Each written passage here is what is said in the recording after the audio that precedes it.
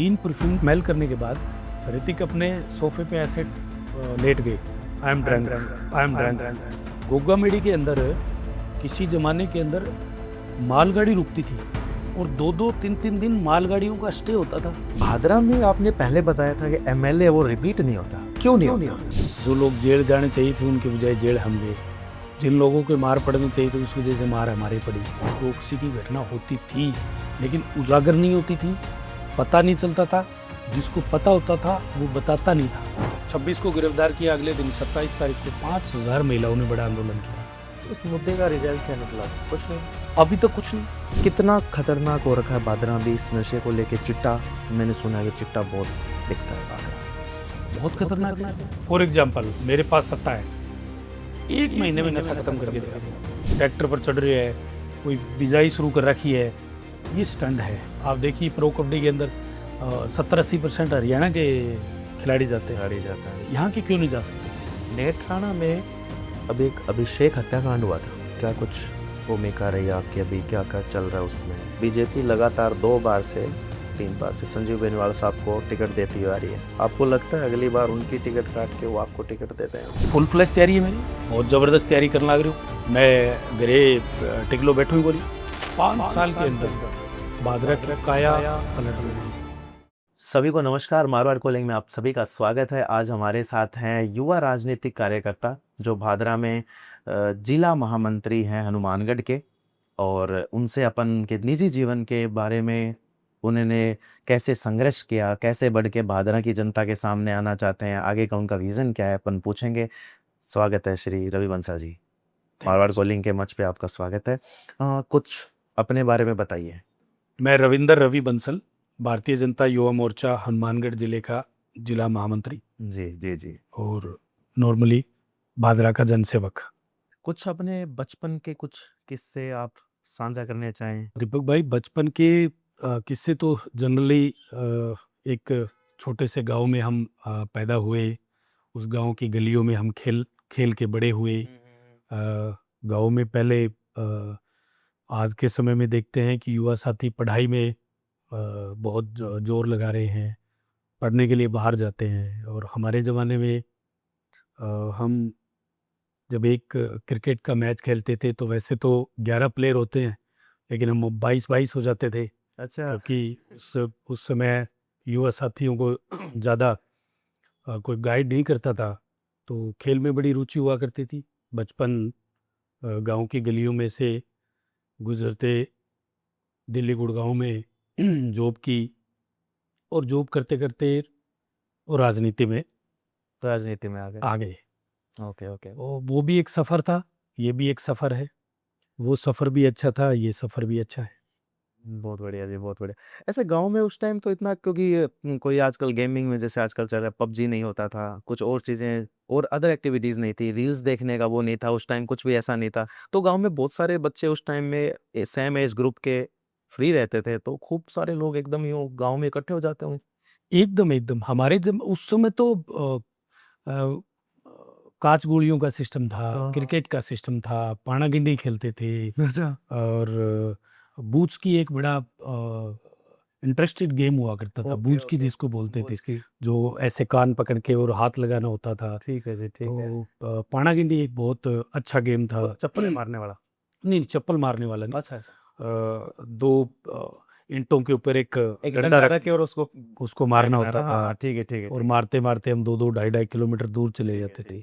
तो वो सब गेम हुआ करते थे। और उस गेम में कोई भी इस तरह की आजकल के जो पबजी और जो चल रहे हैं वैसा कुछ नहीं हुआ करता था। वो हेल्थी गेम हुआ करते थे, ओके। एनर्जेटिक गेम हुआ करते थे और खूब खेलते थे हम। जब दीपक भाई होली का समय आता था और हमें पता चलता था कि होली 1 महीने बाद आने वाली है, तो 1 महीने पहले से ही बच्चे सारे अपने खेल में लग जाते थे। जो आस पड़ोस की जो महिलाएं हैं, बहनें हैं, वो होली के गीत गाया करती थी। वो जमाना ही कुछ और था। उस आज जो होली बन रही है गांव में, फाग होली जो जैसा सिस्टम है, उस टाइम होता था क्या, या उससे दमदार जोरदार होता था? आज के टाइम में और उस होली में फर्क क्या है? बहुत फर्क है, रात दिन का फर्क है। अच्छा जी। आजकल तो होली पहले दिन पता चलती है कि हाँ भी होली है, थोड़ा 12-1 बजे तक रंग गुलाल खेल लिया और उसके बाद आप जैसे ही रूटीन के जो कार्यक्रम हैं, जिसमें लग जाते हो। उस ज़माने में तो 1-1 डेढ़-डेढ़ महीने पहले, अच्छा जी। मतलब होली के ऊपर तो आपको क्या बताएँ, मान लो खेल के साथ-साथ ये सारी एक्टिविटीज़ चलती थी। बाज़ारों में रौनक लग जाती थी, 1-1 डेढ़-डेढ़ महीने पहले पता चल जाता। आज आज आपको पता ही नहीं चलेगा, बाज़ारों में जाओगे आपकी होली। त्योहार जैसा ही माहौल रहता है बाज़ारों में एनी टाइम, हर दिन आजकल तो। वो समझ सकते हो, ऐसा कुछ हो समझ सकते हो। थोड़ा अपने बारे में बताओ सर, अभी आप क्या कर रहे हो अपनी लाइफ में? मैं फुल फ्लैश राजनीति के अंदर हूँ अभी। ओके। मैं अभी वर्तमान में भारतीय जनता युवा मोर्चा जी। हनुमानगढ़ का जिला महामंत्री हूँ। ओके। और उससे पहले मैंने राजनीति की जब शुरुआत करी, तो दीपक भाई मैं 2014 से पहले राजनीति में ज़्यादा कुछ जानता नहीं था। मेरा इंटरेस्ट नहीं था, क्योंकि मैं जॉब करता था जी, जी, जी। और एक अच्छी मल्टीनेशनल कंपनी में मैं जॉब करता था। 2014 के अंदर मुझे याद है, गुड़गांव के अंदर लेजर वैली पार्क, उसमें आदरणीय मोदी जी को पहली बार हम सुनने गए। ओके, आप गुड़गाँव थे उस टाइम? गुड़गांव में था उस ओके, टाइम ओके, मैं। ओके। और मोदी जी उस टाइम लोकसभा और हरियाणा के विधानसभा चुनाव आसपास ही थे। तो आसपास थे उस टाइम में, मोदी जी वहाँ एक रैली करने आए थे। करने आए थे। तो हम लोग उस दिन फ्री थे, संडे का दिन था। तो हमें एक मैं भी मोदी करके एक कैप दी गई। हम लोग हमारे जहाँ जिस मोहल्ले में, जिस सेक्टर में हम रहते थे, जी, जी। हम लोग काफ़ी लोग इकट्ठे होके, और हमारे वहाँ एक पार्षद या कुछ ऐसे करके थे। उन्होंने हमें कहा कि आज लेजर वैली पार्क गुड़गांव में मोदी जी आने वाले हैं। तो हमने कहा भी टीवी में तो बहुत बार देखा है, सुना है, तो आज प्रैक्टिकली लाइव देख के आते हैं मोदी जी।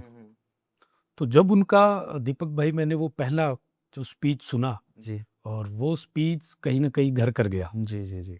उसके बाद धीरे-धीरे मोदी जी के बारे में और सुना, उनके बारे में पढ़ा। वो गुजरात के सीएम थे, वो किस तरह से गुजरात मॉडल को देश के अंदर लागू करना चाहते थे। तो फिर इंटरेस्ट जागा कि हम भी कुछ न कुछ जी, जी। राजनीति के थ्रू। मैंने 2016 तक जॉब करी। ठीक है। मैं 16 में रिज़ाइन करके आया। जी। उसके बाद मुझे मेरी पार्टी ने मुझे गोगामेडी मंडल का मंडल अध्यक्ष बनाया। ठीक है। मैं मंडल अध्यक्ष बनने के साथ ही मैंने 28 करीबन 28 से 29 गाँव मंडल में थे गोगामेडी के ठीक है, तहत। ठीक है। तो मैंने खूब काम किया उस मंडल में। Okay, okay. काम करते-करते मुझे मेरी पार्टी के सीनियर नेताओं ने, मेरे जिलाध्यक्ष ने, मेरे युवा मोर्चा के जिलाध्यक्ष ने, पार्टी के और हमारे वरिष्ठ नेताओं ने, जब भी पार्टी की एक हमारा प्रोटोकॉल है कि टाइम टू टाइम कार्यकारिणी चेंज होना, तो मुझे जिला महामंत्री 2000 आई थिंक 19 या 18 या 19 के आसपास मुझे जिले के महामंत्री बनाया युवा ओके, मोर्चा ओके, का। ओके। तब से रेगुलर मैं एक कार्यकर्ता के नाते काम कर रहा हूँ। और राजनीति अगर आप सच्चे मन से, सच्ची निष्ठा से, नियत और साफ नियत से और साफ नीति से अगर काम करोगे, तो राजनीति बहुत अच्छी है। और आप अगर दूसरे तरीके से राजनीति करोगे, तो राजनीति बहुत खराब है। मैं कहूँ तो मुझे ऐसा लग रहा है कि आपको प्रेरणा स्रोत जो है वो मोदी जी रहे हैं, आपके एकदम 2000, मेरे नहीं, है ना? मेरे नहीं, करोड़ों कार्यकर्ताओं के। ठीक है। केवल मेरे नहीं, करोड़ों कार्यकर्ताओं के। आपने अभी लाल किले से पीछे मोदी जी का एक भाषण सुना होगा कि कम से कम 1 लाख युवा राजनीति में आए, जिनके फैमिली बैकग्राउंड के अंदर कोई पॉलिटिशियन नहीं रहा हो। जी। तो कितनी अच्छी बात है उन्होंने। देखो अमूमन क्या होता है, हम लोग कहते हैं कि युवाओं को आर्मी में जाना चाहिए, युवाओं को आईटी सेक्टर में जाना चाहिए, आईएएस आईपीएस की तैयारी करनी चाहिए, एकदम करनी चाहिए।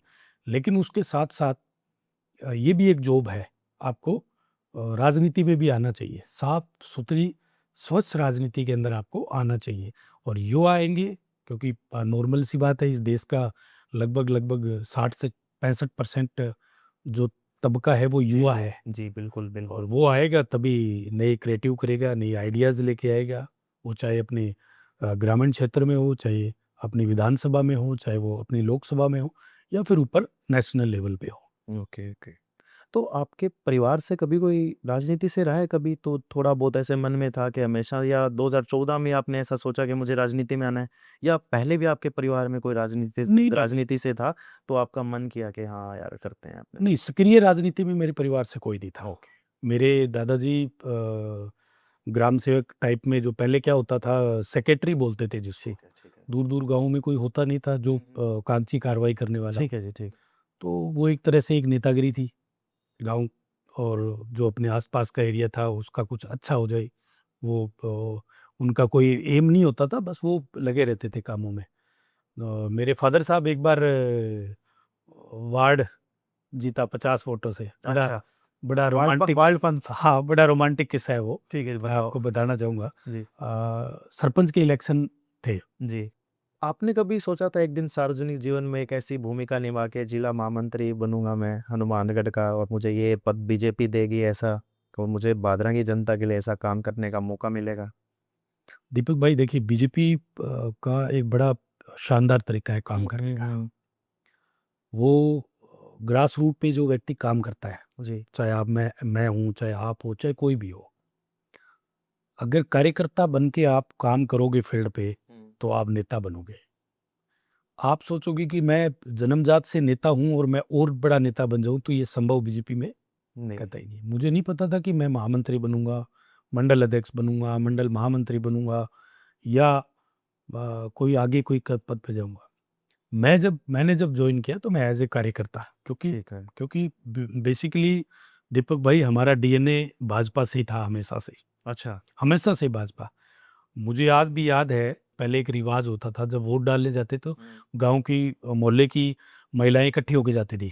अच्छा, हाँ बिल्कुल 10 15 15 20 महिलाएं। 50 टोलियों में जाती थी, और कहती भी थी कि तू वोट डालने जा रही है क्या, तू जाए तो हमें बताना, किस हाँ मैं साथ चलूँगा। हेलो साथ चलूंगी।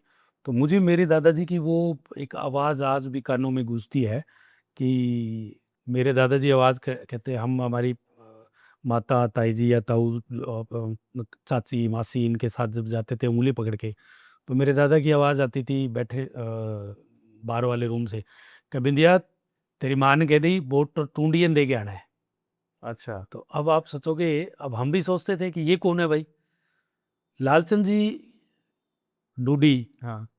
जो थे, छा एक कद्दावर नेता, जब बहुत आदर्श, मैं भी उनको आदर्श मानता हूँ, छानी बड़ी छानी बड़ी सी। लाल चंद। तो उस जमाने में वो जनता दल, फिर बीजेपी और ऐसी पार्टियों में हुआ करते थे। बेसिकली वो भारतीय जनता पार्टी का एक पार्ट था। ठीक है, ठीक है। तो रूम से एक आवाज आती थी कि बिंदिया तेरी माँ ने कह दी वोट टूंडियन दे के आना है। तो अब माता जी को भी समझ, मैं कि माँ दादो ये कहे वोट टूंडियन देने, कहाँ मन बेरो है, तो तेरे दादा कहे पानी देनो है क्या। ठीक है। और ये भी एक दीपक भाई, मैं आपको बताता हूँ कि पहले बड़े जो कह देते थे, पूरे परिवार को, घर वाले जब सिंबल पर्ची आती थी वोट की, उस समय एक बड़ा कोई भी घर का सीनियर होता था, वो ये कहता था कि भाई वोट बिन गिरना है, हाँ, फलाना फलाना फलाना आदमी वोट ने गिरना गिरना है। है। तो कोई इफन बट नहीं था। आज तो आप बेटा कहीं दे रहा है, बाप कहीं दे रहा है, उस वो पोता कहीं कहीं। किसी और के साथ लगाओ। पहले ऐसा नहीं था। पहले तो साफ पता होता था किसको वोट डालना है, पूरा एक घर है वो, पूरे एक घर के पूरे फुल सदस्य एक साथ, एक बंदे को एक वोट साथ। डालते वो थे। भी उनका जो घर का जो वरिष्ठ आदमी था, वो बताएगा। वो कहते था वहीं वोट जाते थे। तो ये भी बड़ा, क्योंकि डीएनए हमारा हमेशा से बीजेपी का रहा है, तो बीजेपी के अंदर काम करने का ये है कि आप काम करोगे तो आप नेता बनोगे। तो आप हमेशा से बीजेपी के सपोर्टर रहे हो। एकदम, हमेशा से डीएनए हमारा तो बीजेपी का है। अच्छा जी। युवा मोर्चा में काम करने का सबसे बड़ा अनुभव आपको क्या मिला ग्राउंड फील्ड पे?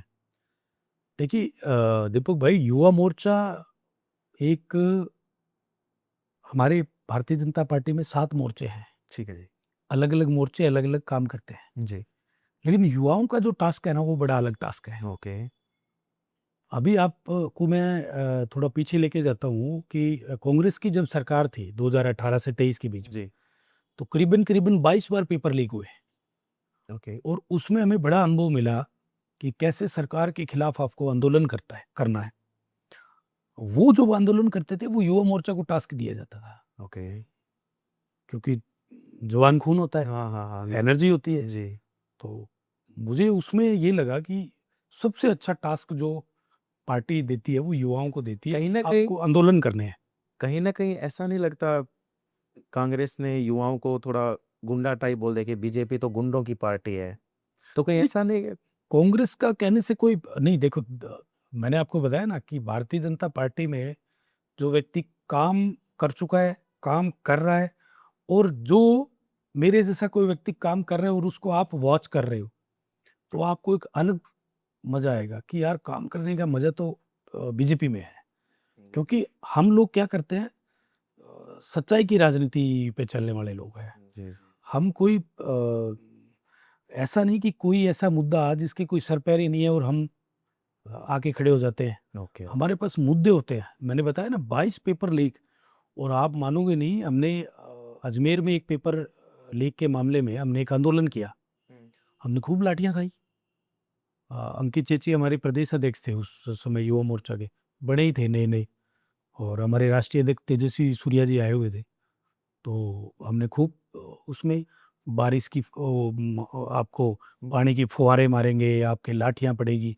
तो वो अनुभव जो एक आता है वो एक अलग अनुभव होता है कि क्यों, क्योंकि आप सच्चाई के लिए लड़ रहे हो।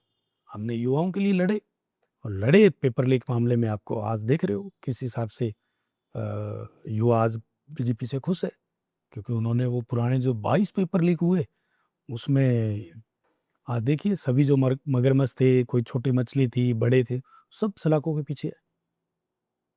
सर, आपने जैसे पहले बताया आप बीजेपी में राजनीति नहीं करना चाहते थे, उस टाइम आप बिजनेस स्टार्टअप वगैरह करना ज़्यादा प्रेफर कर रहे थे। तो कोई ऐसे उस टाइम का कोई ऐसा किस्सा याद हो कि बिजनेस शुरू करने के लिए आपने कुछ थोड़ा एफर्ट लगाए हो कि मुझे यार ये करना है? दीपक भाई, मेरी लाइफ बड़ी यूं कहूँ कि स्ट्रगल बहुत रहा है मेरी लाइफ में। ओके स्ट्रगल इसलिए रहा है क्योंकि मैं बहुत मिडिल क्लास फैमिली से आता हूँ। जी मेरा कोई बहुत बड़ा पारिवारिक सिस्टम नहीं है, हम बहुत बड़े लैंडलॉर्ड नहीं हैं। मेरे 3 किला नहरी और 6-7 किले मेरे बिरानी ज़मीन आती है। ओके ओके मेरे फादर साहब खेती करते हैं। तो मैं +2 करने के बाद मैं चला गया। मेरे ऐसे ही मन में ये आते थे, यार हम कहीं नौकरी करेंगे तो कोई गाँव का गुड़गांव लगा होता था या कहीं लगा होता था। तो आप मानोगे नहीं, मैंने फर्स्ट जॉब करी सिरसा के अंदर एक हाथी पार्क है। हाथी पार्क बड़ा फेमस पार्क है, हाथी पार्क। ठीक है ठीक है उसके सामने एक पेट्रोल पंप है। ओके 2200 रुपये, मुझे आज याद है, 2200 रुपये महीने में मैंने वहाँ तेल डाला था। आपने पेट्रोल पंप पे काम पेट्रोल किया? पंप पे तेल ठीक है डाला। ठीक है ठीक है मैंने वहाँ 2 महीने जॉब की। ठीक है जो पैसे मेरे आए उससे मैंने एक नई जूते की जोड़ी खरीद ली, और मैंने कुछ पैसे घर दे घर दिए। वालों को दे दिया। थोड़े दिन बाद मेरी वो जॉब छूट गई, तो मैं कोई 10 दिन 15 दिन के गैप के बाद मैं मेरा कजन ब्रदर रहता था रानिया में, ठीक है सिरसा के पास रानिया। हाँ मैं वहाँ एक एसटीडी पीसीओ पे काम करने लग गया। ठीक है वहाँ मैंने 2-3 महीने काम किया, फिर मैं वहाँ एक परचून की दुकान पे काम करने लग गया। ठीक है जी मैंने फिर 2-3-4 महीने वहाँ काम किया। फिर मैं मेरे कोई रिलेटिव थे सिरसा में, तो मैंने उनको फिर कहा, मेरे को कोई काम वाम दिलाओ, मुझे कोई ढंग का काम।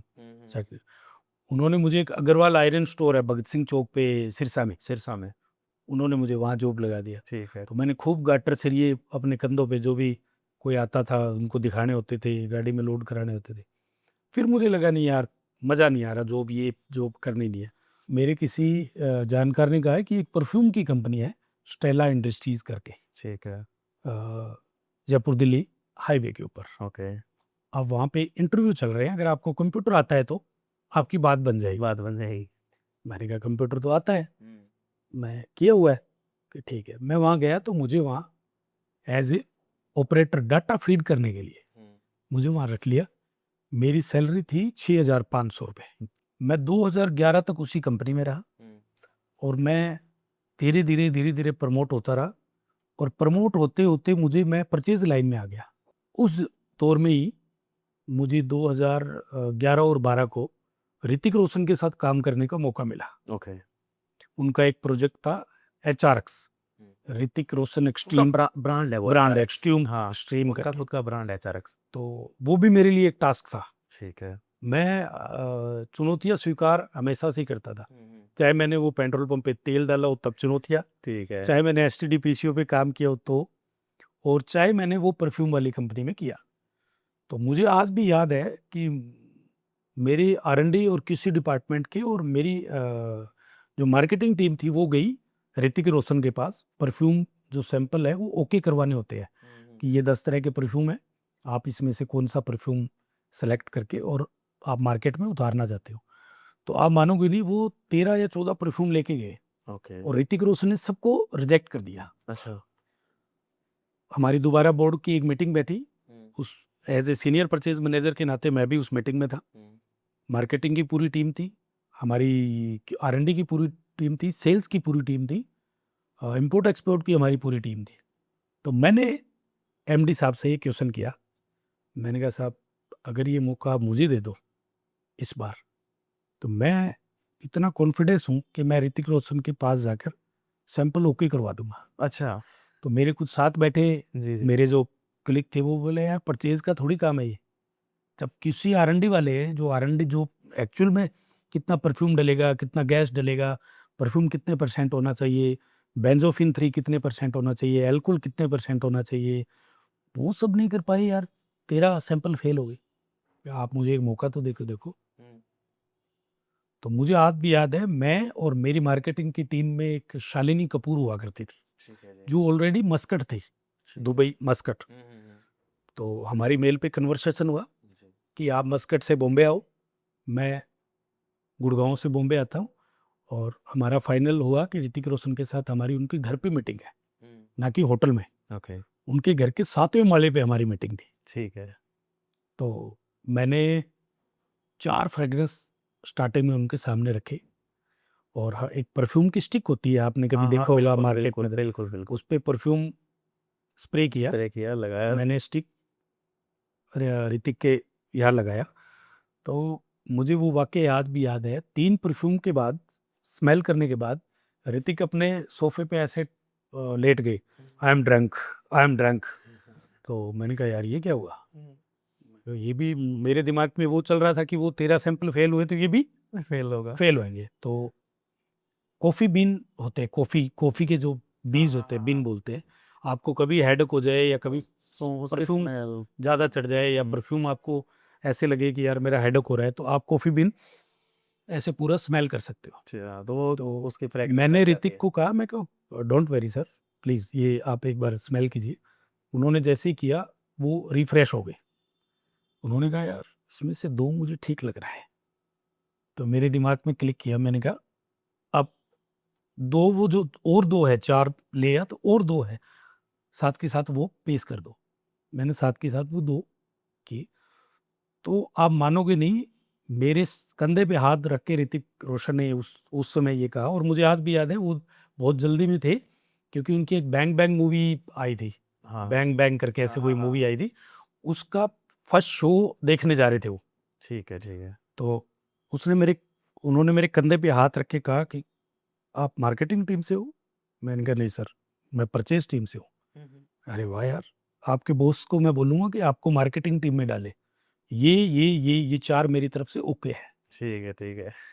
तो मैंने कहा सर फिर तो अगर इसकी खुशी में अगर आप इफ़ यू डोंट माइंड कि अगर आप आपके साथ में अगर पहला शो देखूं तो उन्होंने बोले श्योर। अच्छा। उनका मैनेजर हुआ करते थे पंकज, ठीक मुझे है। आज भी याद है, मैं शालिनी और हम पंकज की गाड़ी में बैठ के, और हम वो पहला शो बॉम्बे के उस थिएटर में देखने गए ऋतिक रोशन के ऋतिक साथ। रोशन के साथ। Okay, okay. और मैंने शालिनी की जो मेरी मार्केटिंग की टीम थी, मैंने कहा बॉस को मैसेज कर दो, पूरे ग्लोबल के अंदर ये होना चाहिए कि हमने 4 फ्रेग्रेंस ऋतिक रोशन के फाइनल कर दिए। जी, जी, जी, बहुत तो बढ़िया। एक बड़ा खुशी का माहौल था, हमने बड़ी उसकी एक पार्टी ऑर्गेनाइज की। तो उस ज़माने में मैं बड़ी शिद्दत से मैंने काम किए, और आप मानोगे नहीं कि मैं जब 2016 में मैं रिज़ाइन दे के आया, तो मेरी 14 या 16? नहीं 16 में 16। मैं फिर रिज़ाइन दे आया था। ठीक है, ठीक है। 16 में मैं रिज़ाइन दे के आया। 14 तक आपको लग गया कि अब मुझे बीजेपी में जाना है, ऐसे कुछ काम करना है समाज के लिए? ऐसा ही 14-15 तो मैं वहाँ से मैंने 14 में तो मैं वहाँ रहते हुए ही मोदी जी की वो मैंने स्पीच सुनी। 1 डेढ़ साल में उसके बाद भी रहा हूँ वहाँ। ठीक है, ठीक। 1 डेढ़ साल बाद रह के, लेकिन मेरे उसमें मैं इंटरेस्ट हो गया था। आते ही न्यूज़ देखना, मोदी जी की खबरें सुनना, वो करना, उसमें मैं इंटरेस्ट मुझे 14 से आने लग गया था। जी, जी, जी। थोड़ी अपन भादरा वाली राजनीति पे आता है ना, क्योंकि आपका होम ग्राउंड है वो बिल्कुल एकदम।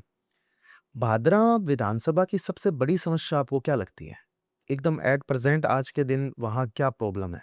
जब तक युवाओं की भागीदारिता, सक्रियता नहीं होगी, तब तक आपको उस लेवल की राजनीति आएगी नहीं। आज आप देखिए, भादरा के अंदर एक बार के बाद दूसरी बार रिपीट क्यों नहीं होता कोई एमएलए? रिपीट नहीं होता। क्यों नहीं होता? इसका सबसे बड़ा कारण क्या है? क्योंकि जो भी जनप्रतिनिधि वहां चुन के आते हैं, उनका फोकस और उनके माइंड उनका एक सेटअप हो जाता है कि मुझे 5 साल ही काम करना है, फिर मैं गैप दूंगा, फिर मैं आऊंगा। इस वजह से आपने इस जयपुर के इस साइड से आ जाओ, आप सीकर से इस साइड निकल जाओ, 7-7 बार 8-8 बार 9-9 बार जीत के जो एमएलए आते हैं, वो इसलिए आते हैं क्योंकि उनका मेन फोकस होता है कि इंडस्ट्री को डेवलप करना। आज भादरा के अंदर सबसे बड़ी अगर कोई दिक्कत है, सबसे बड़ी जिसको मैं मानता हूँ, पानी की, खेती की, ये सेकेंडरी मैं मानूंगा। आप किसी पर्टिकुलर भादरा के अंदर एक जोन ऐसा स्थापित कीजिए जो इंडस्ट्री का जोन हो और बड़े 2-3 उद्योग बड़े लग जाए। आज मेरे गांव का, कांदीबड़ी का या मेरे क्षेत्र का, भादरा का जो भी युवा गवर्नमेंट जॉब नहीं लगता, वो प्राइवेट जॉब के लिए जाएगा। बिल्कुल जाएगा। वो जाएगा तो वो दिल्ली, गुड़गांव, बॉम्बे, अहमदाबाद, गुजरात, इस एरिया में जाएगा। अब आप मानो कि वहां उसको महीने की 20 या 25 हज़ार रुपये सैलरी मिलती है जी। और वो इंडस्ट्री भादरा के अंदर हो और उसको 25 हज़ार रुपये मिले, तो महीने के उसके कम से कम 22 हज़ार रुपये सेव हो गए। 2-3 हज़ार पेट्रोल डीजल के मैं मान सकता हूँ कि आने जाने में उसके लग सकते हैं महीने के, लेकिन घर से खाना लेके जाएगा, शाम को घर आके खाएगा, परिवार के साथ रहेगा। आप दिल्ली गुड़गांव में रहोगे, आपको 20 हज़ार 25 हज़ार रुपये सैलरी मिल रही है, आप 10 हज़ार का रूम लोगे, खाना हाथों से बनाओगे या मेड से बनवाओगे, तो आपके 10-15 हज़ार रुपये आपके लग गई। महीने के आपके 5-6-7 हज़ार 10 हज़ार सेविंग हो गई। लेकिन इंडस्ट्री जब तक नहीं आएगी तब तक क्या होगा? आपको एक और बताता हूँ मैं। गोगामेड़ी के अंदर किसी जमाने के अंदर मालगाड़ी रुकती थी, अच्छा जी।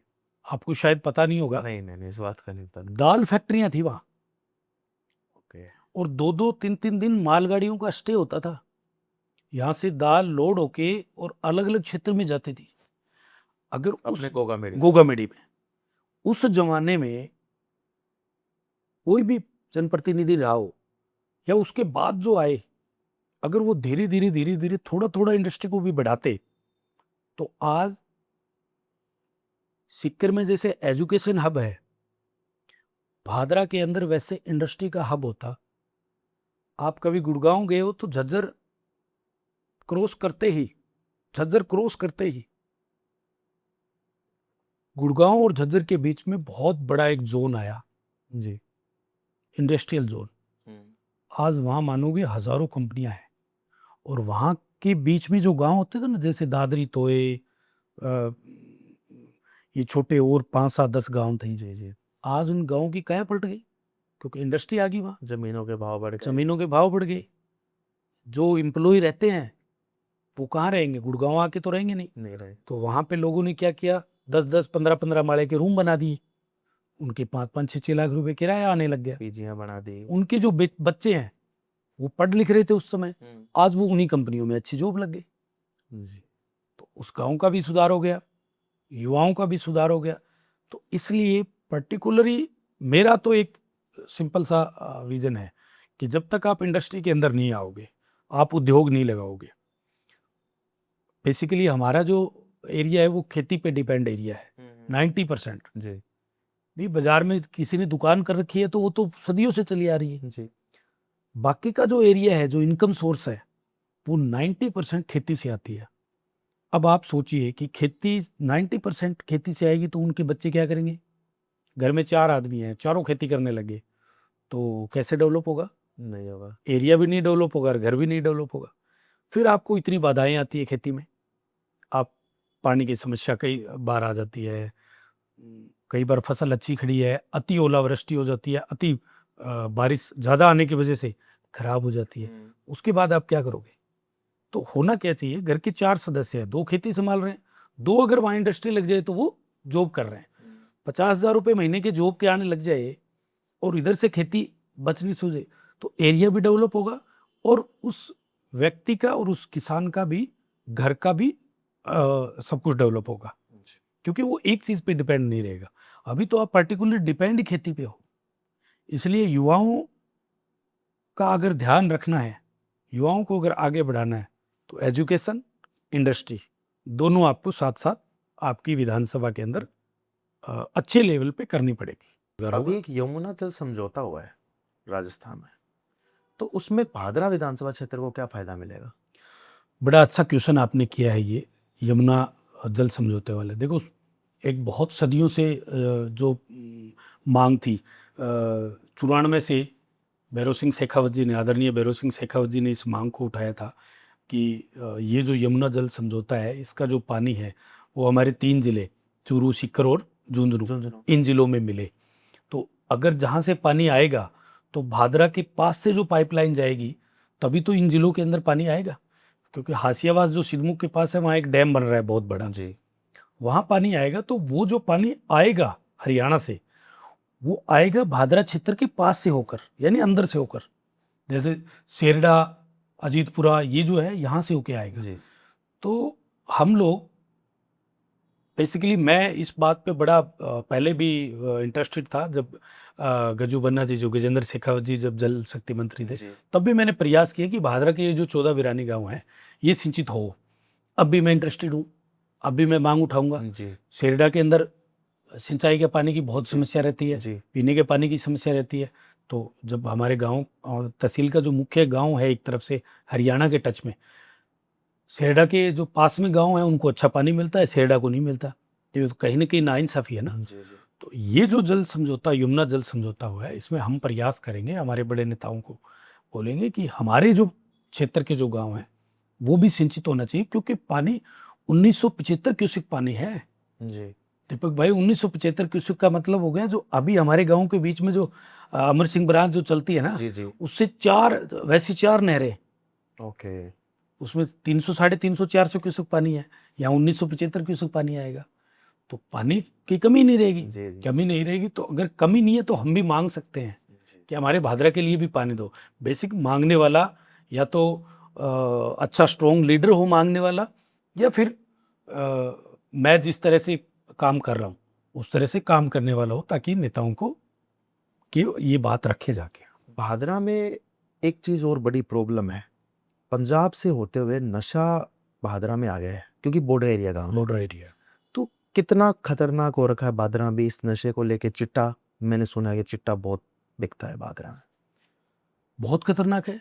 आपने दूसरा बहुत अच्छा क्वेश्चन किया है, पहले यमुना वाला और ये अब धन्यवाद। चिट्टे वाला।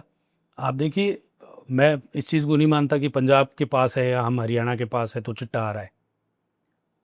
तो इसका मतलब तो बॉर्डर के पास जो कोई गांव होगा या बॉर्डर के पास जो लगता होगा वहाँ ज़्यादा आएगा, ऐसा कुछ नहीं है। जी, सब कुछ यहाँ के जो लीडर हैं उनको सिर्फ एक स्ट्रॉन्ग कॉल करनी है जिले में बैठे हुए एसपी को। जी, जिले में बैठा एसपी एक स्ट्रॉन्ग कॉल करेगा थाने में बैठे एसएचओ को, सीआई को।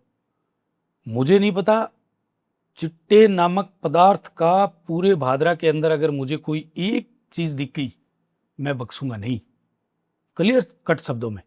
जी, आप देख लो 2 महीने में चिट्टा खत्म हो जाएगा। आप सोचो, हमने चिट्टा चिट्टा चिट्टा चिट्टा करके इस चीज को बढ़ावा दे रखा है।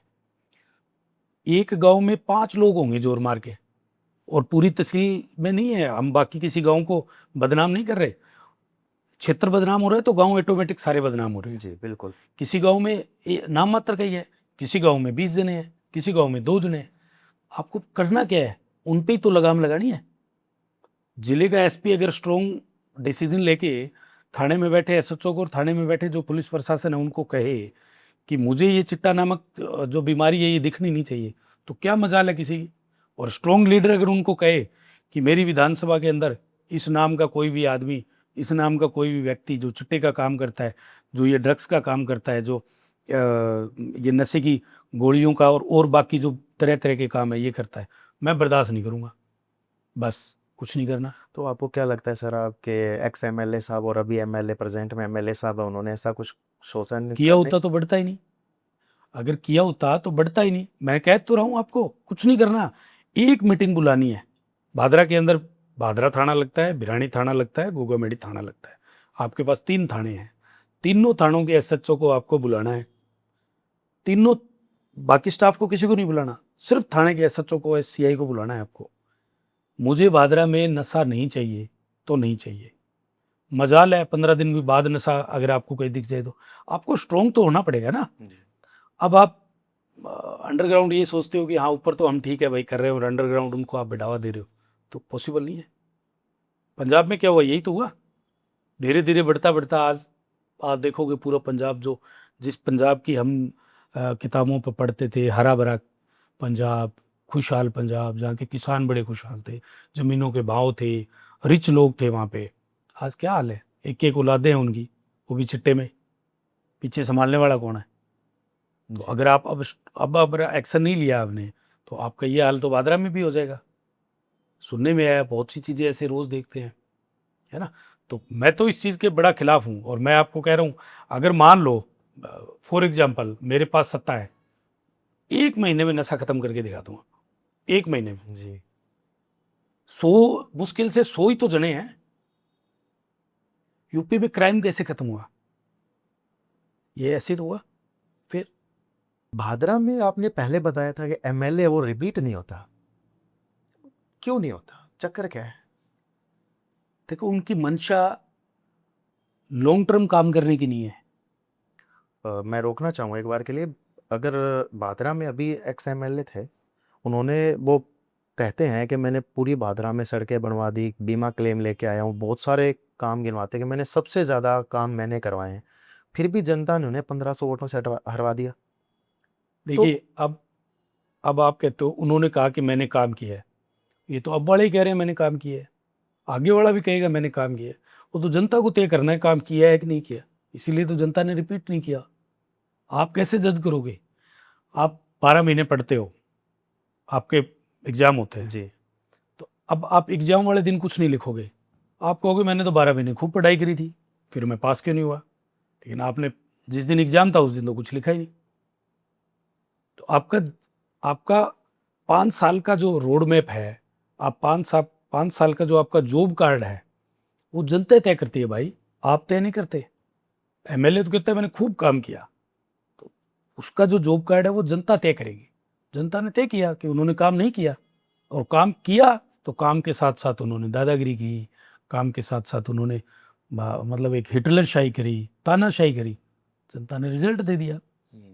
कोई भी हो, मीनू बेनीवाल तो बहुत स्ट्रॉन्ग आदमी है, बहुत अच्छा है। भादरा में कुछ नहीं नहीं, देखिए भादरा में मीनू जी बेसिकली हरियाणा ओलंपिक संघ के अभी अध्यक्ष हैं, हरियाणा से वो बिलोंग करते हैं, बड़े लीडर है, इसलिए किसी भी बड़े लीडर को आप किसी भी स्टेट की राजनीति के अंदर भेज सकते हो। उन्होंने उनको भादरा में भेज दिया। मैं उनकी एक चीज़ से बड़ा प्रभावित हूँ, मेरे बहुत अच्छा स्नेह मेरे से रखते हैं वो। उनका जो काम करने का तरीका है, उनके जो शैली है काम करने की, वो प्रभावित करती है। मैं उनके साथ आदमपुर के उपचुनाव में था जब भव्य बिश्नोई चुनाव लड़ रहे थे। जी चुनाव बड़ा पेचीदा चुनाव था। 10 दिन खट्टर साहब उस टाइम सीएम थे, उनको 10 दिन मैदान में उतारा, उन्होंने पासा पलट दिया। खाली उन्होंने फंडिंग से थोड़ी पलटा है, वो जुबान देते हैं कि हाँ हमने काम करेंगे, हम आपके साथ आपकी कोई समस्या आएगी तो उन समस्याओं को सुनेंगे। तो जनता ने उन पर विश्वास किया, चुनाव जीते। करप्शन और क्राइम को लेके भादरा में क्या सिस्टम है अभी? लोग बाग कहते हैं, अभी मैंने तो ऐसा कोई देखो भी कोई करप्शन है क्या। अब करप्शन है तो फिर भाई करप्शन को बढ़ावा कौन दे रहा है, मेरी तो समझ नहीं आ रही।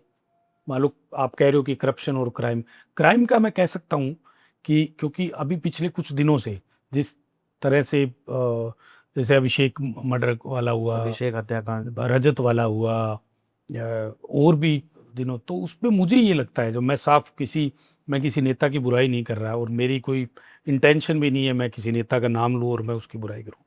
थोड़ा सा आपको स्ट्रोंग होना पड़ेगा, आपको अपने प्रशासन पे काबू पाना पड़ेगा। आपको प्रशासन को ढील नहीं देनी है कि ठीक है भाई जो मर्जी तुम काम कर रहे हो, लेकिन नहीं, आउटपुट तो फिर वैसी आएगी जैसा आप चाहोगे। तो करप्शन का मुझे नहीं पता हो रहा है कि नहीं हो रहा है, क्या हो रहा है तो जनता आए सामने। अब आपसे कोई करप्शन हुआ है, पैसे कोई लिया है, उसके बदले काम किए है, तो उसके खुलासा तो आप करोगे ना भाई, मैं थोड़ी करूँगा। क्राइम का ऐसा है कि दुनिया को पता चल रहा है, जिले में पता चल रहा है, तहसील को पता चल रहा है कि भादरा में ये ऐसा क्यों हो रहा है, उसके लिए जिम्मेवार कौन है? प्रशासन। प्रशासन को स्ट्रॉन्ग कौन करेगा? जनप्रतिनिधि। वो तो एक कड़ी है, करनी भी चाहिए आपको। गोक्सी का एक प्रकरण हुआ था गांधी बड़ी में, उसमें आपकी अच्छी सक्रिय भूमिका थी, आपके साथ एक दो जनसेवक या जो भी थे। एफएसएल रिपोर्ट वगैरह आती है, वो क्या थी, अभी तक दबी हुई है, उस मुद्दे का क्या रहा?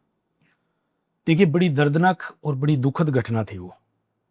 मुझे आज भी 2022, यानी वो डेट भी मुझे आज याद है, 11/7/2022, जी। और मैं वो कभी भूल भी नहीं सकता। अच्छा। दीपक भाई, अगर बारीकी से मैं बताऊं तो उस दिन जब ये बात हुई, सुबह कोई 3 बजे के आसपास, मैं भादरा में था, क्योंकि मैं मेरी फैमिली के साथ भादरा रहता हूँ। मेरे एक फैमिली, मेरी माता पिता और मेरे सारे गांधी रहते हैं। जी। मुझे सुबह जब ये घटना अर्ली मॉर्निंग घटती है, गांव के लोग इकट्ठे होते हैं, गौशाला के गौ भक्त इकट्ठे होते हैं, तो मुझे ये फ़ोन 9:30-10 बजे के करीब आया, जब घटना घट चुकी थी, पुलिस वहाँ आ चुकी थी। जी। जिस जगह पे ये वारदात हुई, वो वारदात, उसको चारों तरफ से सील कर दिया गया था। मुझे 9-9:30 बजे के करीब एक फ़ोन आता है कि कहाँ हो, गांधी बड़ी के अंदर ये घटना होगी। तो मेरा पहला क्वेश्चन उनसे यही था, मैंने कहा क्या सच में हुई, कुछ ऐसी फेक तो नहीं है? तो उन्होंने कहा नहीं, सच में हुई, पुलिस आई हुई है गांव में, तो आप गांव में आ जाइए। बच्ची को मैं स्कूल छोड़ता हूँ, उसके बाद में 10-11 बजे मैं गांव पहुँचता हूँ। देखा सारा गांव बस स्टैंड पे आया हुआ। मैंने इधर उधर से पता किया, उस समय कुछ पुलिस वालों से भी मैंने पता किया। ओके। क्या सच्चाई है? उन्होंने कहा एकदम सच्चाई है। पुलिस वालों ने आपको हाँ, मुझे उस समय भी कहा कि एकदम सच्चाई है। मैंने कहा फिर तो बख्शेंगे नहीं हम, क्योंकि हिंदू धर्म में हम गाय को माता का दर्जा देते हैं। हमारी जो जननी माता है उससे भी बड़ी हम गाय माता को मानते हैं। तो हमने कहा अगर ये सच्चाई है, फिर धीरे धीरे बातें निकल के आई कि भाई हम 3 बजे ये देखा था, उसके बाद गौशाला के अंदर इकट्ठे हुए, सारे हुए। बात तो सच थी, कोई इसमें फेक नहीं थी।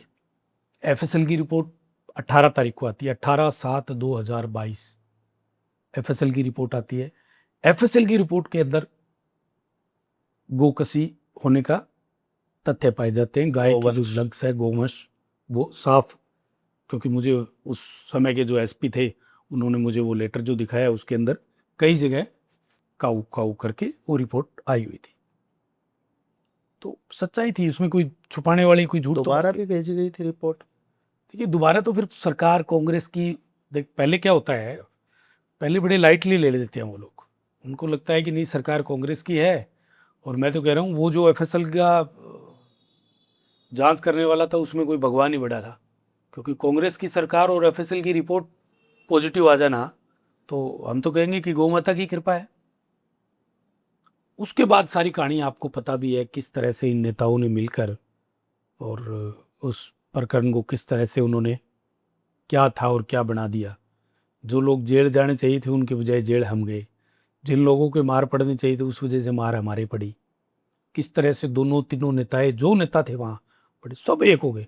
हम तो, हमारे साथ तो जनता थी, नेता तो कोई था ही नहीं, और या गौ माता थी या श्याम जी महाराज थे। तो आप सोचिए कि एक्चुअल में घटना होती है। और मैं ये आज आपके चैनल के माध्यम से दावे के साथ कह रहा हूँ, गांधी बड़ी गांव के अंदर उससे पहले भी गोकसी की घटना होती थी, लेकिन उजागर नहीं होती थी, पता नहीं चलता था। जिसको पता होता था वो बताता नहीं था। पहले भी होती थी, अभी भी होती होगी पता नहीं, लेकिन मुझे ये लगता है कि अब स्टॉपेज लगा है। स्टॉपेज इसलिए लगा है कि उनको पता है कि वो जो पूरा प्रकरण हुआ ना, उसमें जो हिंदू लोग एक हुए, वो उन लोगों की जो एकता देखकर, मुझे याद है, मुझे 26/7/2022 को मुझे गिरफ्तार कर लिया था। मेरे साथ हम 9-10 लोग और थे, और उसके बाद 72 लोग हम गिरफ्तार हुए थे। अगले दिन 26 को गिरफ्तार किया, अगले दिन 27 तारीख को 5000 महिलाओं ने बड़ा आंदोलन किया गांव में। गांव में किया। पुलिस वालों की और महिलाओं की आपस में भिड़ंत हुई, सब मान गए थे। अब 5000 जो माताएं हैं वो गलत थोड़ी हो सकती है, सबको पता था, क्योंकि वाया वाया बात तो निकल के आएगी थी। तो इस मुद्दे का रिजल्ट क्या निकला? कुछ नहीं, अभी तक कुछ नहीं, लगे हुए हैं फिर भी हम। आज भी हम जब भी जयपुर आता हूँ मैं, तब उस मुद्दे को मैं हमारे चाहे वो प्रदेश अध्यक्ष हो, हमारे बड़े लीडर हो, मैं उठाता हूँ कि भैया उसका कुछ कीजिए। तो वो तो दीपक भाई साफ पता। अभी भी लोग कहते हैं उनके कुछ मुस्लिम समाज के लोग आज भी कहते हैं कि हाँ भाई वो सच्चाई थी, लेकिन हम लोग एक नहीं होते तो पता नहीं हमारे साथ क्या हो जाता। और जबकि मैं तो भाषणों से साफ कहता था, मैं कहा हमारी किसी मुस्लिम भाई से कोई दुश्मनी नहीं है, जिन्होंने ये करते किया है सिर्फ उनके साथ दुश्मनी है, बाकी सब आई है हमारे साथ। आपने भाजपा से जुड़ने का निर्णय क्यों लिया, कांग्रेस से क्यों नहीं? आप देखिए कि हमारा भारतीय जनता पार्टी का जो मेन विजन होता है वो नेशन फर्स्ट का होता है। हम भारत को पहले आगे लेते हैं, हम पार्टी को सेकंड पे लेते हैं और सेल्फ को थर्ड पे लेते हैं। बाकी जो पार्टियां आपको दिखेगी वो पहले अपने आप को लेती है, फिर पार्टी को लेती है, फिर कहीं दूर किसी कोने में अगर भारत का नंबर आए तो वहां लेती है। किस नेता से आपको सबसे अधिक प्रेरणा मिलती है कि मुझे इसके जैसा बनना है, भादरा की जनता की सेवा करने के लिए मुझे इस इंसान की तरह हूबहू मुझे ऐसा काम भादरा में करना है? तो आप किस इंसान को देखिए वैसे तो मैं आपको बताऊं दीपक भाई, तो 5-6 नेता ऐसे हैं मैं जिनको आदर्श मानता मानता हूँ। हूँ। लेकिन मुझे हमारे चूरू और हमारे राजस्थान के जो कद्दावर नेता है राजेंद्र राठौड़ साहब, मैं उनसे बड़ा प्रभावित हूँ। उनसे मैं इसलिए प्रभावित हूँ कि वो सुबह 5 बजे लगते हैं जनता की सेवा करने के लिए, और रात को आप 10 बजे उनके पास चले जाइए, तब भी वो आपको उनकी दरवाजे से आपको खाली हाथ नहीं आना पड़ेगा। वो जनता के बीच में रहते हैं, जनता के काम करते हैं। तो मुझे भी ये लगता है कि अगर जनता ने मुझे मौका दिया तो मैं उनकी शैली की तरह काम करूँगा। आप चुनाव लड़ना चाहोगे भादरा एमएलए वाला? स्वाभाविक है, क्यों नहीं लड़ना चाहिए। हर एक आदमी की इच्छा होती है कि जो राजनीति में आता है कि वो चुनाव लड़े। तो हमारी भी वही इच्छा है कि चुनाव लड़ेंगे, भादरा की जनता की सेवा करेंगे। लेकिन आपने क्वेश्चन पूछा कि किस तरह की शैली आपको पसंद है, तो मुझे राठौड़ साहब की शैली बहुत पसंद है। उनके काम करने के तरीके, आप मानोगे नहीं, उनको पता ही नहीं होता कि ये कौन सी विधानसभा का है, और लाके उनके सामने लेटर रख देता है कि जी मेरा ये काम है। वो फटाक से जिस अधिकारी को, जिस कर्मचारी को जहाँ फ़ोन मारना होता है वहाँ फ़ोन मार देते हो। अभी भी मैं देखता हूँ उनके बंगले के बाहर सुबह सुबह लाइन लगी रहती है। जो इधर कोई सवाई माधोपुर का, कोई बाड़मेर का, वो सुबह सुबह ट्रेन से आते हैं कि जी हमें उस हॉस्पिटल में जाना है, तो हमारा ये इलाज वहाँ चलना है। वो एक चिट बना के देते हैं, क्योंकि वो स्वास्थ्य मंत्री रहे हुए हैं, तो डॉक्टर को भली भांति वो जानते हैं सबको। तो वो गाइड भी करते हैं कि अच्छा क्या बीमारी है तुम्हारे, क्या दिक्कत है तुम्हारे, कि मुझे ये दिक्कत है, कि ये लो उस डॉक्टर के पास चले जाना, मैंने पर्ची बना के दे दी। ओके। तो इस तरह का नेता मैं बहुत सोचता हूँ। मैंने कहा यार इस तरह के हमारे उधर तो इस तरह के नेता है नहीं, जो सुबह 4-4:30 बजे लगते हैं और रात को 10 बजे तक जनता की सुनते हैं। तो मैं उनकी शैली से बहुत प्रभावित हूँ। अगर आप भादरा विधानसभा में विधायक बनते हो, एमएलए बनते हो, तो आप क्या चेंज करोगे? थोड़ा क्या चेंज लाना चाहोगे जो अभी तक नहीं हुआ भादरा में? दीपक जी, पहले तो जनता का आशीर्वाद चाहिए विधायक बनने के लिए। मैं हमेशा, मेरा एक विजन रहता है कि मेरे पास जो भी कोई काम लेके आता है, और बेसिकली मेरा जब कोई काम लेके मेरे का नाम है मेरा गुगरिया बन जाए, और मेरा गुगरिया बन जाए कि मैं भी वो काम कराऊं और वो मन को धन्यवाद दे को भाई जी काम हो गया धन्यवाद। तो मेरा कोई भी काम आवे मन मेरा गुगरिया बंद है। मैं भी वो काम ने लेके चाहे प्रदेश कार्यालय में आऊँ, चाहे मैं मुख्यमंत्री जी कन जाऊँ, चाहे मैं हमारा कोई बड़ा नेता हो वहाँ कन जाऊँ, चाहे मैं दिल्ली जाऊँ, मन ने बड़ो यही चीज़ हुआ है। तो मैं मौके को तो करने लग रही हूँ जनता की एक तरीके से सेवा। मेरे कन कोई काम आयो भी काम ने मैं जी जान लगा के कराऊं। अब जनता आशीर्वाद देवेगी, एमएलए बनाएगी, तो और बहुत काम है करने को। विधानसभा के अंदर तो इतने काम है करने को कि आप अगर सही नियत और नीति से अगर काम करो ना, तो आपको 10-12 काम ऐसे कर देने, आपको बाद में कोई हराने वाला ही नहीं है। इसीलिए तो रिपीट नहीं होते ये, क्योंकि ये काम तो करते ही नहीं, अच्छा। वो वाले काम तो कोई करते नहीं नॉर्मल। अब आपने कहा कि सड़कें बना दीजिए, सड़कें उस बजट में भी आई, सड़कें इस बजट में भी आ रही हैं, सड़कें तो जो वर्तमान में है वो भी बहुत बना रहे हैं, तो क्या फायदा हो? सड़कें तो बनी हुई है ना, आप उसी सड़क पे दूसरी सड़क बना रहे हो। अटल जी के जमाने में एक योजना चली थी, गौरव पथ, ग्रामीण पथ, ढाणियों से गांव को जोड़ना, तो वो तो चल ही रहा है, तो आज भी चल रहा है, कल भी चलेगी। हाईवेज बन रहे हैं और बन रहे हैं, तो वो कोई काम नहीं है। मैंने कहा जब तक इंडस्ट्री नहीं आएगी तब तक आपका कुछ नहीं हो सकता। आपको लगता है अभी बादरा में भी जैसे गांव हैं, 200 से प्लस गांव हैं, तो अभी भी ग्रामीण परिवेश उसमें विकास की गति है वो अभी भी थोड़ी धीमी है, तो उसको बढ़ाने के लिए अगर आप एमएलए बनते हो तो आप क्या क्या प्रयत्न करें? नहीं नहीं, उसको बढ़ाने के लिए तो आपको मैं एक और बात बताता हूँ कि आपके गांव का जो जनप्रतिनिधि है, गांव का जनप्रतिनिधि यानी सरपंच, सरपंच, आपका ब्लॉक मेंबर, आपका जोन का जीता हुआ, एमएलए से पहले तो वो आ जाते हैं। अगर वो वास्तव में सक्रिय हैं और उनको पता है, तो आपको करना क्या है, केंद्र में जितनी भी योजनाएं हैं वो धरातल तक बहुत कम आने का प्रयास होता है। अब इन 5-6 सालों में मोदी जी के आने के बाद आपको पता है कि लास्ट शोर में बैठा व्यक्ति भी इसका फायदा ले रहा है। पहले पता ही नहीं होता था लोगों को योजना क्या होती है। तो आपको सबसे पहले तो आपका जो गांव का जनप्रतिनिधि है ना, वो बड़ा एक्टिव होना चाहिए। कोई भी केंद्र की और राज्य की योजनाएं आप गांव में ले आइए, क्रियान्वित करिए। वो योजना अगर लागू हो जाएगी तो आज गांव बड़े शानदार नगर की तरह दिखने लग जाएंगे। तो मैं कहीं ना कहीं ये मानता हूँ कि केंद्र सरकार और राज्य सरकार की जो योजना है वो आपको धरातल पर नीचे तक लेके जाए। एमएलए के रोल रहते हैं उसमें, लेकिन उससे पहले आपके लगभग 3 जनप्रतिनिधि और आ जाते हैं। आपका सरपंच आ जाता है, आपका ब्लॉक मेंबर आ जाता है, आपका जोन का जीता हुआ आ जाता है। जी। मिल के करे ना तो गाँव बड़ा शानदार गाँव, एक टाउन, एक कस्बे की टाइप में हो जाएगा। नेत्राणा में अब एक अभिषेक हत्याकांड हुआ था, क्या कुछ भूमिका रही आपकी, अभी क्या क्या चल रहा है उसमें? देखिए बहुत दर्दनाक घटना थी दीपक भाई, एक 10 साल के मासूम को इस बर्बरता से मारना, मैं कहूँगा उससे बड़ा पाप और उससे बड़ी घटना कोई हो नहीं सकती। आज क्या उस माँ बाप में बीत रही है वो हम महसूस नहीं कर पा रहे, वो वही कर पा रहे हैं। और दुर्भाग्य ये है कि उसको किस एंगल में जांच में लेके गए, किस वजह से आज तक खुलासा नहीं हुआ। तो मैं तो देखो आज भी लगा हुआ हूँ, मेरे यहाँ जयपुर में भी अलग अलग जिससे भी मेरी बात होती है मैं कहता हूँ कि देखिए न्याय दिलाओ, उस बच्चे को न्याय दिलाओ, उस परिवार को न्याय दिलाओ, उस परिवार पे लगा हुआ जो दाग है उस दाग को हटाओ।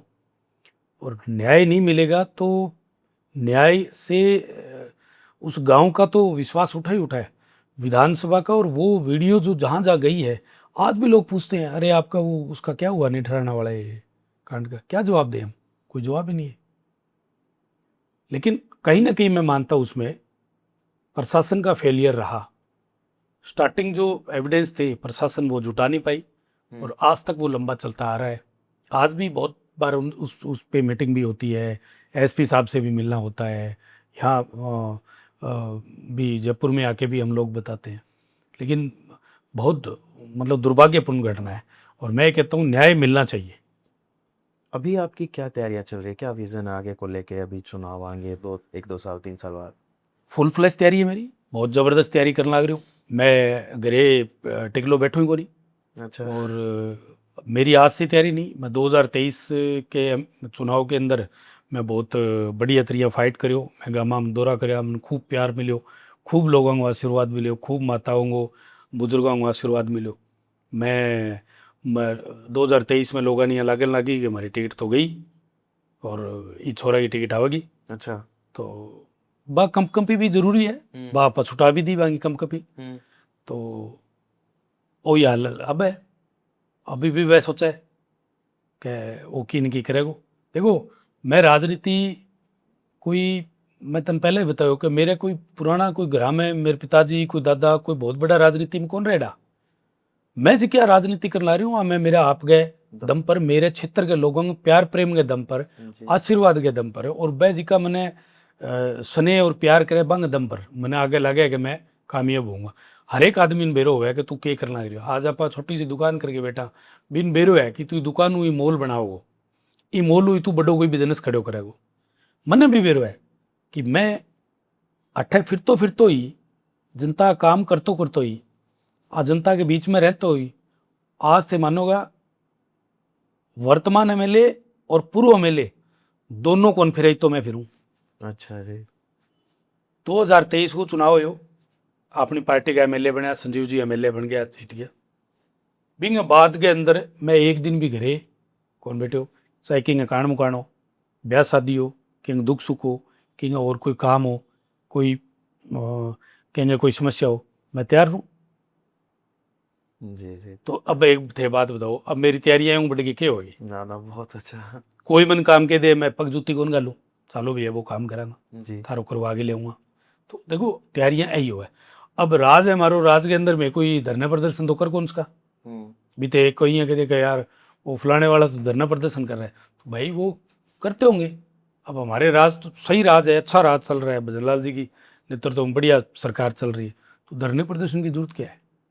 तो मेरो पूरो एकदम फोकस और मेरो विजन 2028 के चुनाव पर है। ओके। पूरी फुल फ्लैश मेरी तैयारी है और मने अंडरग्राउंड चाहे ऊपर कर बढ़िया मने लोगों को प्यार प्रेम मिलना रही है। प्रत्येक गांव में मेरी कार्यकर्ता मेरा भाई बंधु है, वह मैंने मेरा सहयोग करने लग रहे। कोई गांव में कोई बात हो जाए दुख सुख की वह मैंने याद करे, मैं पहुंचने लग रही। और क्यों है। अगर आप संजीव बेनीवाल साहब और एक्स एमएलए बलवान पूनिया साहब के कामों को रेटिंग करना चाहो, रेट देना चाहो, अच्छा काम था, बुरा काम था? रेटिंग तो दीपक भाई जनता तय करेगी, मैं तय नहीं करूंगा। देखिए पिछले एमएलए को उसके काम कैसे थे कैसे नहीं वो जनता ने तय कर दिए, इसलिए हार गया। इस बार के एमएलए की जो रेटिंग है वो जनता तय कर देगी। तो इस जनता का चुनाव है, मेरा अकेले का ही चुनाव नहीं है कि वो अच्छा था या ये अच्छा है या वो बुरा था या ये बुरा है। जनता 3 लाख जनता है भादरा की, जी। वोटर है 3 लाख, वो तय करेंगे। बीजेपी लगातार 2 बार से 3 बार से संजीव बेनीवाल साहब को टिकट देती आ रही है। एक बार टिकट दी, फिर वो जीते, फिर हारे, फिर जीते, 3 बार रेगुलर टिकट मिली उनको। आपको लगता है अगली बार उनकी टिकट काट के वो आपको टिकट देते हैं? वो तो जनता के क्या व्यूज आते हैं, उनके प्रति क्या व्यू है जनता के, सर्वे होते हैं। टिकट बीजेपी की टिकट ऐसे बड़ी आसानी से नहीं मिलती कि आप गए और आपको टिकट दे दी। जी। आपकी वे ऑफ वर्किंग कैसा है, आप जनता के बीच में कितने रहे हो, आप किन मुद्दों पे जनता के काम किए हैं, आपने काम किए हैं सही किए हैं या गलत किए हैं, वो आपके 5 साल का एक जॉब कार्ड बनेगा। जी। आपके जॉब कार्ड पे ही डिपेंड करेगा कि आपको क्या। ऊपर वाले सब देखते हैं, सब पता है। जैसे एक अच्छा कोच एक प्लेयर को चुन के ले आता है, वैसे ही हमारी पार्टी के अंदर भी बहुत सीनियर लीडर बैठे हैं जो अच्छे लोगों को चुन के लाएंगे। Okay okay. तो आप अच्छा करोगे तो आपको मौका मिल जाएगा, आप अच्छा नहीं करोगे तो आपको साइड करके किसी अच्छे को ले आएंगे। तो सर अभी अपन है ना एक रैपिड फायर करेंगे, ठीक है? मैं कुछ क्वेश्चन पूछूंगा, आपको फटाफट उनके आंसर देने हैं। एक शब्द में आप खुद को कैसा बताएंगे? बहुत ही सेंसिटिव आदमी हूँ मैं, बहुत सेंसिटिव आदमी हूँ। जनता के कोई ऐसा सेंसिटिव मुद्दा आ जाता है तो मैं बड़ा भावुक हो जाता हूँ। राजनीति या निजी जीवन, कौन सा आपको ज्यादा पसंद लगता है? कि मौके का तो राजनीति लगता है, निजी जीवन तो ऐसा झोलमोल सा हो रखा है। निजी जीवन में तो सब एकदम ठीक ठाक है, चल रहा है, लेकिन राजनीति में अभी बड़ा मजा आ रहा है। ओके। सुबह जल्दी उठना या देर रात तक काम करना, आपको क्या पसंद कर लगता है? मेरा दोनों ही है। मैं सुबह जल्दी उठता हूँ, रात को मैं 12 साढ़े 12 बजे तक काम करता हूँ। काम इन द सेंस, मान लो मुझे कोई सोशल मीडिया पे कोई पोस्ट करनी है या फिर मुझे मेरे विधानसभा के अंदर कोई कार्यकर्ताओं के नाम है, कोई ऐसा काम है जो कल करना है, तो चलता रहता है। सोशल मीडिया, जनसंपर्क? मैं जनसंपर्क में ज़्यादा वो रखता हूँ। आज का टाइम तो खैर सोशल मीडिया का है जी। पर जनसंपर्क में ज़्यादा मज़ा आता है। किताब या मोबाइल? दोनों ही। कौन सी बुक अच्छी लगती है? सब तरह की, ज़्यादातर खास करके जो भगत सिंह, चंद्रशेखर आज़ाद और इन टाइप की अगर मुझे नोवेल मतलब? कोई किताबें मिलती है तो उनकी जीवन शैली के बारे में जानने की। पसंदीदा नेता? कहाँ का, कौन सा मतलब? राजस्थान का बता दो, इंडिया का बता दो। देखो पसंदीदा नेता मोदी जी से तो बेस्ट कोई है नहीं, और आपके क्षेत्र में? और मुझे अमित शाह जी भी बहुत अच्छे लगते हैं। ओके। और क्षेत्र में जिस टाइप का मैंने आपको पहले भी बताया। राजेंद्र राठौड़ जी राठौड़ मुझे बहुत अच्छे लगते हैं। सीपी जोशी साहब मुझे, जो हमारे चित्तौड़ के सांसद हैं, वो मुझे बहुत अच्छे लगते हैं। और अनुराग ठाकुर जो हैं वो मुझे बहुत अच्छे लगते हैं। पसंदीदा भोजन? सादा भोजन एकदम, कढ़ी और रोटी हो तो कढ़ी मज़े आ रोटी। जाए। हाँ, एक ऐसा सपना जो अभी पूरा होना बाकी है? देखिए सपने तो बहुत हैं, और सपने मैं क्या है, खुली आंखों से सपने, बड़े सपने लेता हूँ। जी। तो अब वो पूरे कब होंगे वो देखते हैं। सपने तो बहुत है, अब क्या बताऊँ मैं आपको। भादरा की जनता से आपको एक वादा करना चाहते हो तो वो वादा क्या होगा? अगर भादरा की जनता, यानी भगवान रूपी भादरा की जनता अगर मुझे आशीर्वाद देती है, तो मैंने एक ऐसा रोड मैप तैयार कर रखा है भादरा के लिए। अभी ये जो नेता है, कोई रिपीट नहीं होता ना, और मेरे रोड मैप के बाद ऐसा कोई नेता होगा ही नहीं जो फाइट में आएगा। अच्छा जी। ऐसा रोड मैप तैयार कर रखा है अगले 20-25 साल के लिए। जी। क्योंकि बहुत से ऐसे मुद्दे हैं जिन पे कभी काम ही नहीं हुआ। ओके। बहुत से ऐसे काम हैं जिन पे कभी भी इन लोगों की नजर ही नहीं गई। अब मैं आपके चैनल पे आज उनको बयां नहीं कर सकता। जनता के बीच में जाऊंगा, जब इलेक्शन होएंगे तब सब चीजें बताऊंगा। ओके। परिवार और राजनीति को कैसे मैनेज करते हो आप? हो जाता है, परिवार मेरा बहुत साथ देता है। जी। मेरा मतलब मुझे परिवार की तरफ से कोई टेंशन नहीं है। फुल फ्लैश वो कहते हैं कि आपका जो करने का मन हो। मैं पहले जॉब करता था तब भी मैं मन से करता था, परिवार का मेरे ऊपर कोई प्रेशर नहीं था। अब मैं जब राजनीति में हूँ तो परिवार का सपोर्ट ही है मेरे पास। मेरे फादर साहब का, भाई का, मेरी धर्मपत्नी का, मुझे मेरी माता जी का, पूरे परिवार का मुझे फुल सपोर्ट मिलता है। आगे के 5 सालों में आप भादरा को कहाँ देखते हो? क्या कितना विकास हो जाएगा? एक बड़े डिजिटल लेवल पे एआई का ज़माना है। कहाँ मैंने देखते हो भादरा? बताया ना आपको, अगर मुझे जनता मौका देती है तो 5 साल के अंदर भादरा की काया पलट दूंगा, उसकी तकदीर और तस्वीर बदल दूंगा। क्योंकि मेरे पास आइडियाज़ हैं। मैं दिल्ली, गुड़गांव, बॉम्बे ऐसी जगह मेरी जॉब की हुई है। मुझे उस उन चीज़ों का पता है कि मुझे क्या करना है। इसलिए मैं मेरे अभी पत्ते खोलूंगा नहीं, वो जब चुनाव जी, जी। मोड होगा तब खोलूंगा। कोई ऐसा मामला जिसे आप आज तक नहीं भूल पाए हो? कोई एक भावुक पल हो रहा हो या फिर कोई ऐसा मामला हो जो आपको आज तक अंदर से झकझोर देता है? गोकसी वाला ही मैटर ऐसा मैं मानूंगा। वैसे तो बहुत से जीवन के अंदर उतार चढ़ाव आए, पर ये वाला जो था वो। अपन लास्ट छोर पे पहुंच गए हैं पॉडकास्ट के सर। तो आप भादरा की जनता को क्या मैसेज देना चाहते हो कि दीपक भाई, भादरा की जनता को मेरा यही मैसेज है कि केवल जब इलेक्शन आते हैं तब आप सक्रिय मत रहो। आप 24/7 सक्रिय रहो। जब इलेक्शन आते हैं तो आपको जज करना होता है, इसको चुन ले, इसको चुन ले। तब आपका माइंड, ये सारी चीज़ें ऐसे हो जाती है कि नहीं, हम इसके पीछे हैं। लेकिन उस टाइम जब आप चुनते हो तो अगले 5 साल ये आदमी क्या काम करेगा आपके लिए, वो माइंड में रखते हुए आप चुनो। जी। आप चुनाव के 2 महीने बाद कहते हैं ये तो खराब है, ये तो अच्छा नहीं है, ये तो, इसको तो हमने गलत चुन लिया। ये वाला फोकस आपका इलेक्शन वाले टाइम में होना चाहिए। तब आपका, आपकी विधानसभा का, आपके क्षेत्र का, आपके कस्बे का विकास होगा। नहीं तो आप जिस मर्जी को चुन के भेज दीजिए। नेता आएंगे, चुनाव जब होंगे तब आपको बड़े बड़े बड़े वादे करेंगे, फरियाद करेंगे, आप के साथ बैठ के चाय पियेंगे। कई बार तो मैं देखता हूँ कि वो खेत में काम भी लग जाए। जी, जी। तो वो कब करेंगे? ट्रैक्टर पर चढ़ जाए, वो तब तो करेंगे। आप उनको पहचानो कि ये आदमी स्टंट कर रहा है या एक्चुअल में काम करने हाँ, वाला कई है। बार कुछ वीडियोस फोटोज आ जाते हैं, कोई बस वो गुआर खाली काटता है, कोई कोई कहीं गुहार लकड़ी काटन ला चक्के रहा चाल है, पड़ा है। कोई कणक की बरोटी बंद लाग रही है, ट्रैक्टर पर चढ़ रही है, कोई बिजाई शुरू कर रखी है।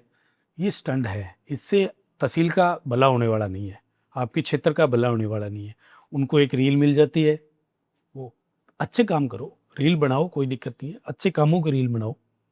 कोई अच्छी ऐसी चीज़ जिसके पीछे युवा चले, जिसके पीछे जनता चले, ऐसे कोई काम करो। मेरा तो आपके चैनल के माध्यम से सिर्फ ये कहना है कि अभी सिर्फ चुनावी इलेक्शन के लिए आप जज मत करो, जी आप अगले 5 साल के लिए जज करो कि आपके लिए भादरा कितना का विकास ये कैसे होगा विकास। युवाओं को सक्रियता बढ़ानी होगी, नशे से दूर होना पड़ेगा, स्पोर्ट्स को अपनाना पड़ेगा। आज भादरा के अंदर मैं ये आपको बताना चाह रहा था पहले जी, आज खेल के नाम पे कुछ है ही नहीं, आपकी ग्राउंड ही नहीं है, इंडोर स्टेडियम है ही नहीं। क्रिकेटों के स्टेडियम है तो क्रिकेट बहुत महंगा खेल हो गया आज की डेट में। महंगा होने के साथ साथ आपको वहाँ पहुँचने के, ऐसा नहीं है कि गांव के जो खिलाड़ी हैं वो आगे नहीं बढ़ सकते। अभी सूरतपुरा अपने विधानसभा का है, वहाँ मित्तल परिवार से संजय मित्तल मेरे दोस्त है, उनका बेटा है, प्रो कबड्डी खेल रहा है। आप रामबास का अभी एक लड़का अंडर 14 के अंदर सिलेक्शन हुआ है। तो लेकिन आप उनके पास प्लेटफॉर्म है ही नहीं बेचारों के पास। इक्के दुक्के एग्जाम्पल दिए हैं मैंने, एग्जाम्पल है ही नहीं अपने यहाँ। आप हरियाणा के पड़ोसी के हैं, आप देखिए प्रो कबड्डी के अंदर 70-80% हरियाणा के खिलाड़ी जाते हैं, खिलाड़ी जाता है। यहाँ के क्यों नहीं जा सकते?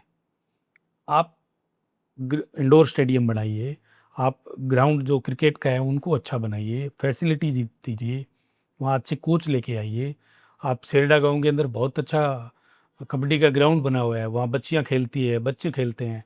अच्छा अंडर 14, अंडर 15, 16, 19 वो बच्चे आगे जाते हैं, लेकिन एक जगह जाके वो रुक जाते हैं क्योंकि या तो उनके पास अप्रोच नहीं है, टैलेंट तो है लेकिन अप्रोच नहीं है। अब वो चीज़ें कौन लेके आएगा?